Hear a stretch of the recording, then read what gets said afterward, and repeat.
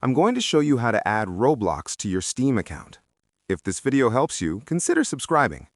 First, open the Steam app on your computer and log into your account. Once you're logged in, click on Library in the top left corner. Next, in the bottom left corner, click on Add a Game. A menu will open. From that menu, click on Add a non-Steam game. A new window will appear where you need to find and select Roblox to add it to your Steam account. You can either use the search bar at the top and type Roblox until you find Roblox Player, or you can scroll down the list to look for it. If you don't see Roblox in the list of programs, click on Browse and manually locate the folder where Roblox Player is installed on your computer. Once you find Roblox, check the box next to it and then click Add Selected Programs. Roblox will now be added to your Steam library, as you can see here. Simply click on it, and that's it.